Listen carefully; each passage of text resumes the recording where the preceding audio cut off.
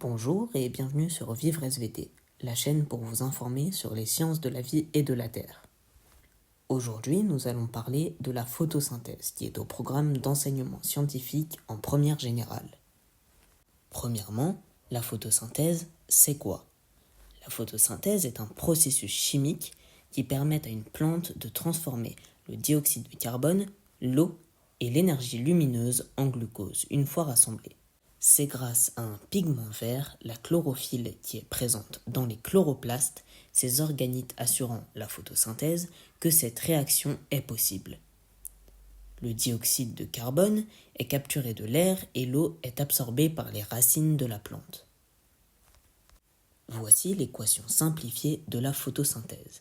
6 molécules de dioxyde de carbone réagissent avec 6 molécules d'eau et l'énergie lumineuse pour former une molécule de glucose et 6 molécules de dioxygène.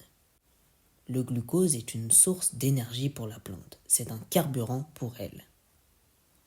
Mais pourquoi la photosynthèse est-elle essentielle?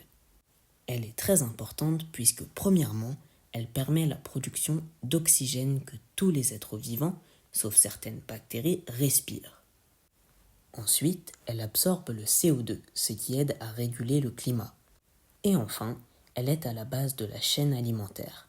Sans la photosynthèse, il n'y a pas d'herbivores, et sans herbivores, il n'y a pas d'omnivores. La photosynthèse est donc à l'origine de la vie sur Terre. Maintenant, parlons de ce qu'il y a dans les cellules des feuilles. Dans les cellules végétales, on y trouve des chloroplastes, des organites assurant la photosynthèse. En zoomant au microscope par exemple, on peut y voir différents pigments. Des pigments verts, responsables de la photosynthèse, les chlorophylles, mais aussi des pigments jaune-orange qui ne sont pas impliqués, tels que les xanthophiles ou encore les carotènes, qui sont eux les pigments donnant leur couleur orange aux carottes. Beaucoup de végétaux peuvent réaliser la photosynthèse, mais est-ce le cas de tous? Eh bien non. Certains végétaux ne sont pas capables de réaliser ce processus chimique puisque seules les cellules contenant de la chlorophylle en sont capables. Par exemple, les cellules racinaires ne peuvent réaliser la photosynthèse et elles se procurent du glucose grâce à la sève. Les animaux, quant à eux, sont incapables de réaliser la photosynthèse. Ils obtiennent de l'énergie en mangeant des glucides, par exemple du sucre.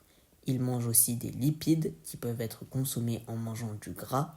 Et enfin, des protéines, par exemple le gluten. Cela mène alors à leur production d'énergie et à leur croissance.